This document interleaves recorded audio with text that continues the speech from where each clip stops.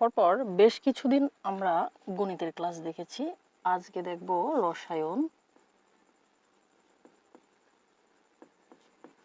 ওকে, তো রসায়নের ভেতর একটা কমন একটা চ্যাপ্টার আছে যেটা রসায়ন এবং পদার্থের ভেতর এবং পদার্থ দিয়েই শুরু। পদার্থ বিজ্ঞান ওইটার নামেই, কিন্তু এর মেইন যে পার্টিকেল বা কণা এগুলো নিয়ে আলোচনাটা কিন্তু আসলে রসায়নের ভেতর। তো এখন আমরা যে চ্যাপ্টারটা নিয়ে কথা বলবো এটা হচ্ছে নবম দশম শ্রেণীর রসায়নের থার্ড চ্যাপ্টার। আমাদের মেইন আলোচনার বিষয় আজকে পদার্থ এবং এর গঠন বা এর ভেতরের কণা, অণু, পরমাণু এগুলো। ওকে, তো পদার্থ কি আমরা ফার্স্টে জানি যে পদার্থ কি যারা জায়গা দখল করে, এরপর আয়তন আছে, বল প্রয়োগে বাধা দান করে,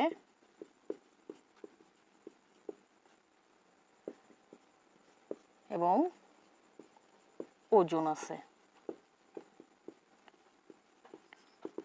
ওকে, তো এই ক্ষেত্রে এই যে তিনটা সংজ্ঞা বা বৈশিষ্ট্য এটা কিন্তু প্রত্যেকটা মানুষের ক্ষেত্রেই আছে। তার মানে কোনো মানুষকে অপদার্থ বললেই সে অপদার্থ হয়ে যাবে না, এটা পদার্থ। আচ্ছা, এখন বিষয় হচ্ছে পদার্থ কত প্রকার।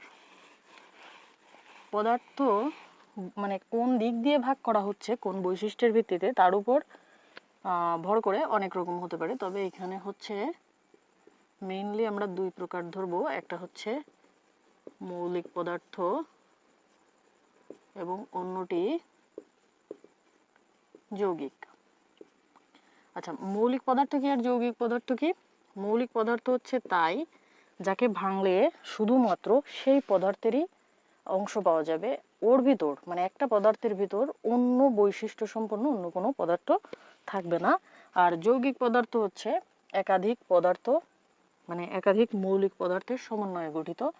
মৌলিক পদার্থ গঠিত হয়ে প্রথমে যৌগিক পদার্থ হতে পারে এবং সেই যৌগিক পদার্থ আবার আরেকটা মৌলিক পদার্থের সাথে যুক্ত হয়েও আরেকটা যৌগিক পদার্থ গঠন করতে পারে।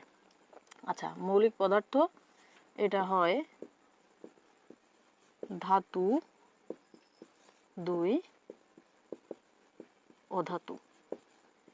এই যে অধাতু এটা হয়তো গ্যাস না হলে তরল, আর ধাতু যেটা এটা সাধারণত কঠিন হয়ে থাকে।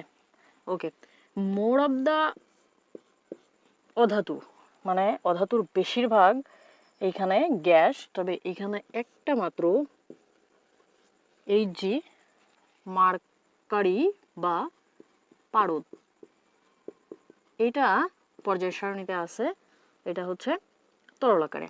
আচ্ছা, পর্যায় সারণীতে এই যে মৌলিক পদার্থগুলো পর্যায় সারণীতে এদের অবস্থান, সংখ্যা, পরিমাণ, এদের ভর, এদের পারমাণবিক ভর এইগুলো নিয়েই মূলত এই চ্যাপ্টার। আর এই যে পর্যায় সারণী যেটা মানে একটা টেবিলের মতন করে এদেরকে কতগুলো মৌল আছে 118টা মৌল, এদেরকে এরকম করে সাজানো হয়। এই সাজানোর ভেতরে কে কোথায় অবস্থান করতেছে, কার কি বৈশিষ্ট্য, কার ভর কত, কে কোন শ্রেণীতে আছে, পর্যায়ে আছে, এইটাই হচ্ছে এই চ্যাপ্টারের মূল আলোচ্য বিষয়। আচ্ছা, এইখানে ধাতু অধাতু এই দুইটা মিলে এই যে মৌলিক পদার্থ এর মোট পরিমাণ হচ্ছে 118টি। মোট পরিমাণ 118টি, যার ভেতর প্রাকৃতিকভাবে পাওয়া যায় 98টি এবং বাকিগুলো গবেষণাগারে তৈরি, এবং 114টির ইউনিপ্যাক কর্তৃক নামকরণ করা হয়েছে। সরি ইউনিপ্যাক না, এটা হোয়াটএভার, এটা আমার সঠিক মনে নাই যে কোন প্রতিষ্ঠানের নামকরণ করছে, কিন্তু 114টার নামকরণ করা হয়েছে, যেমন হাইড্রোজেন, অক্সিজেন, হিলিয়াম, আর্গন এরকম করে। আর এর বেশিরভাগ মৌলিক পদার্থ যেটা সেটা ল্যাভোসিয়ের আবিষ্কৃত। আর আচ্ছা, এরপরে দেখা যাক যে যৌগিক পদার্থ এর এইখানে কি আছে।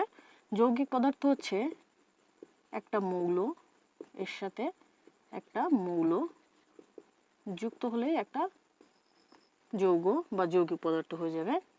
এইখানে আবার এই যে যৌগিক পদার্থ, এই যৌগটা অন্য একটা মৌলের সাথে যদি যুক্ত হয় তখন কিন্তু এটা আবার আরেকটা যৌগে পরিণত হবে। তো এইভাবে হচ্ছে যৌগিক পদার্থগুলো চলতে থাকে।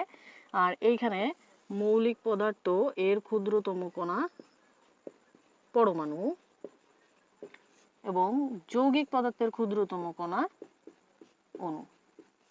এখন আমাদের ঢুকে পড়তে হবে অণু পরমাণু এর ভেতর, এবং আমরা প্রথমে পরমাণু দিয়ে শুরু করব।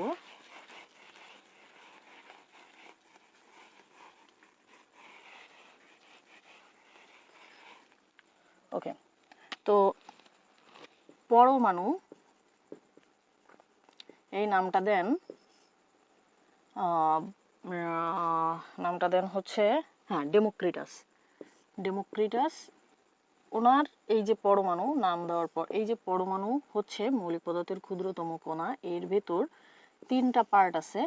মানে 3টা পার্ট হচ্ছে, এর ভেতর কিছু কণিকা আছে বা কণা আছে যেটা হচ্ছে অস্থায়ী,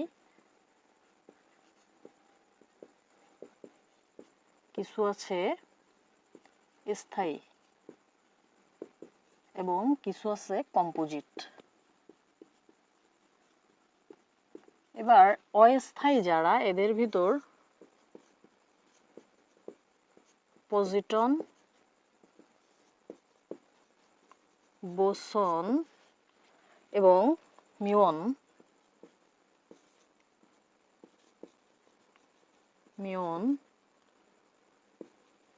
এমন আরো কিছু আছে, মানে এখানে ইটিসি দেওয়া যাচ্ছে। আর কম্পোজিটের ভেতর ডিউটেরন,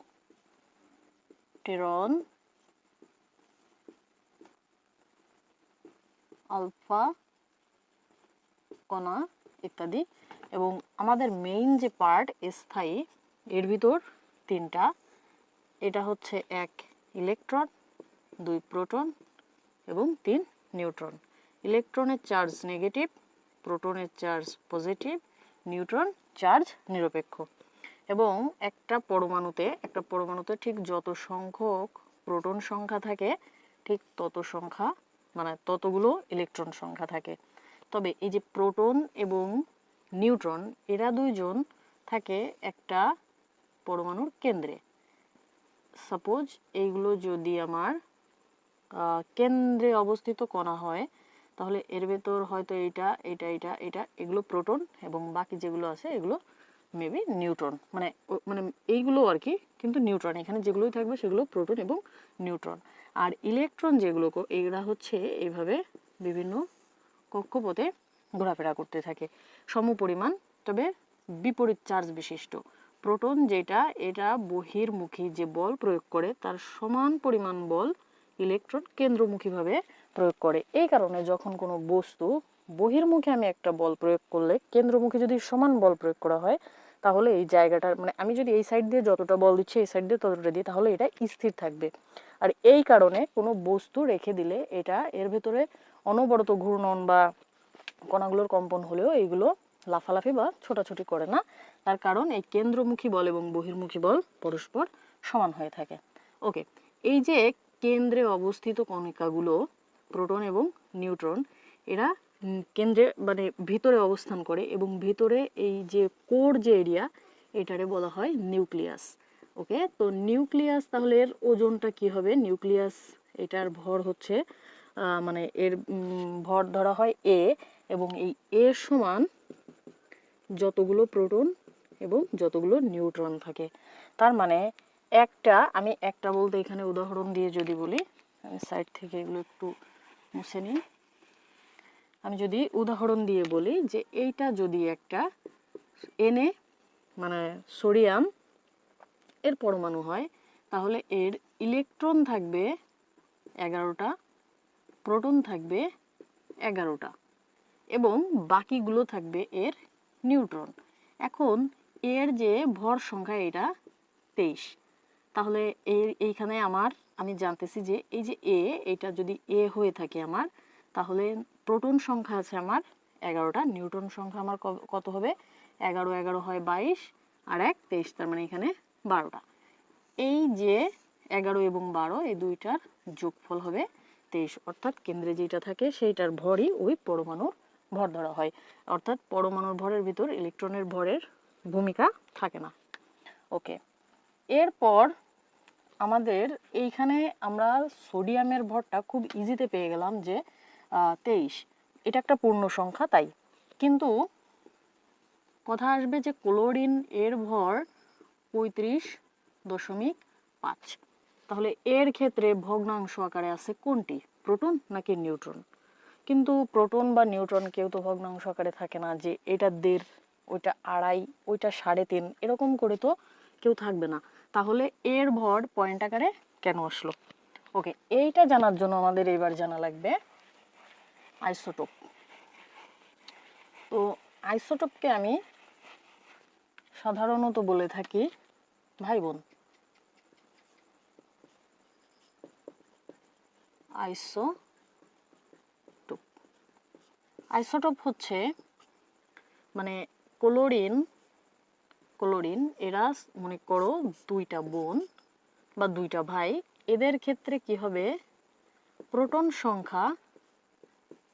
সংখ্যা সমান থাকবে, নিউট্রন সংখ্যা হচ্ছে আমার ভ্যারি করবে।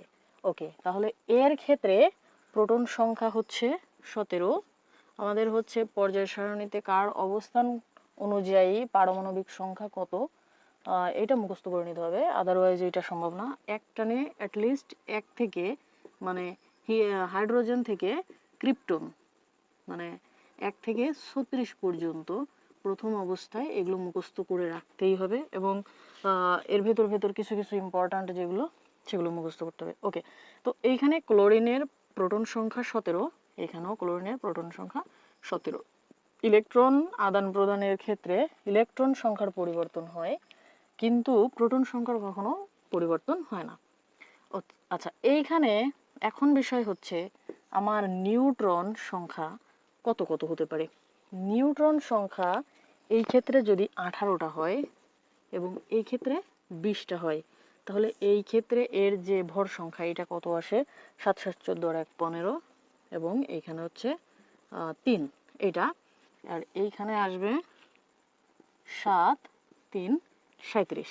ওকে, তাহলে ক্লোরিনের একটা মানে আইসোটোপ বা একটা পরমাণু সে ঘুরে বেড়াচ্ছে প্রকৃতিতে 35 ভর নিয়ে, এবং আর একটা ঘুরে বেড়াচ্ছে হচ্ছে 37 ভর নিয়ে। এখন এদের প্রোটন এক, এরা দুজনই ক্লোরিন, এরা হচ্ছে ওই যে টুইন ভাই বোন থাকে না, টুইন ভাই বোনদের হচ্ছে চেহারা এক, হাইট এক থাকে, যে গায়ের রং এক থাকে, বাবা মা এক থাকে, কিন্তু তাদের ভেতর বেসিক কিছু পার্থক্য থাকে। তো এদের এই বেসিক মানে অভ্যন্তরীণ ডিএনএতে কিছু পার্থক্য দেখা যাচ্ছে, এইখানে 18 এবং এখানে 20। এখন এদের হচ্ছে পরিমাণের উপর এইটা প্রকৃতিতে পাওয়া যায় 75% এবং এইটা পাওয়া যায় 25%। যদি এমন হতো যে এটা 98% বা 99%, তাহলে হয়তো এইটারে আর কাউন্ট করা হতো না, মানে ওইটারে বাদ দিয়েই হচ্ছে আমার এই পার্টটা হিসেব করা হতো।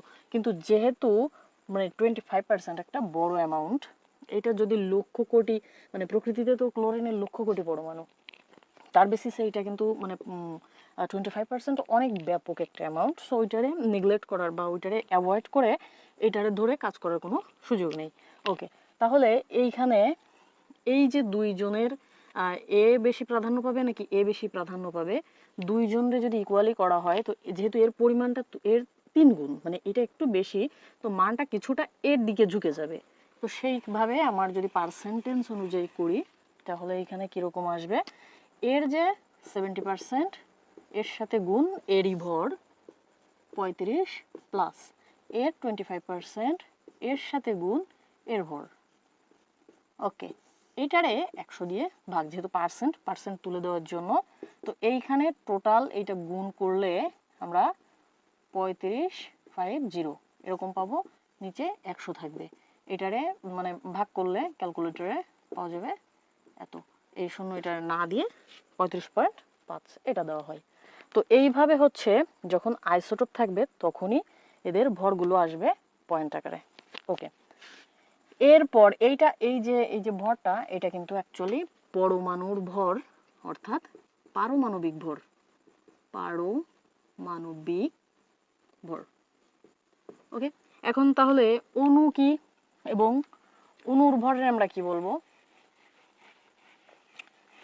পরমাণু হচ্ছে অক্সিজেন, এটা অক্সিজেন প্রকৃতিতে এইভাবে থাকবে, মানে গ্যাস যারা তারা সাধারণত হচ্ছে দুইটা গ্যাসের কণা নিয়ে একটা পরমাণু আকারে ওরা প্রকৃতিতে থাকবে এবং এটা তখন এক অণু অক্সিজেনে পরিণত হয়েছে। এবার এই যে দুইটা পরমাণু মিলে এক অণু অক্সিজেন হয়েছে, এই যে আমার অক্সিজেনের পারমাণবিক সংখ্যা 8 এবং ওর পারমাণবিক সংখ্যা বলতে প্রোটন সংখ্যা এবং ওর নিউট্রন সংখ্যাও 8, তাহলে ওর ভর সংখ্যাটা দাঁড়ায় 16। এইটা হচ্ছে একটা পরমাণুর, মানে একটা অক্সিজেন পরমাণুর ভর 16 গ্রাম। আর এইখানে একটা অক্সিজেন পরমাণু আর একটা অক্সিজেন পরমাণুর সাথে মিলে একটা অক্সিজেন অণুতে পরিণত হয়েছে, তখন এই অক্সিজেন অণুর যে ভরটা আমরা বের করব সেটা আর পারমাণবিক ভর থাকবে না, এর ভর পারমাণবিক ভর, এর ভর পারমাণবিক ভর, কিন্তু এর ভরটা হবে আণবিক ভর। তাহলে এর আণবিক ভর কত হবে? এই 16 গুণ 2, 16 দুগুণে 32। তার মানে এক অণু অক্সিজেনের ভর হবে 32 গ্রাম। ওকে, একইভাবে যদি আমরা একটা বড় অঙ্ক দেখি, যার ভেতর মানে বড় যৌগ দেখি H2SO4, যার ভেতর আমার H হাইড্রোজেন, S সালফার এবং O অক্সিজেন, তিনটা মৌল আছে। তিনটা মৌল মিলে একটা যৌগ গঠন করছে সালফিউরিক অ্যাসিড। এবার এর আণবিক ভরটা আমি কত পাবো? তো এর যে আণবিক ভর, এখানে ফার্স্টে হাইড্রোজেন, আমি এখানে সাইড করে একটু লিখে নিই, হাইড্রোজেনের ভর 1 পয়েন্ট সামথিং এমন।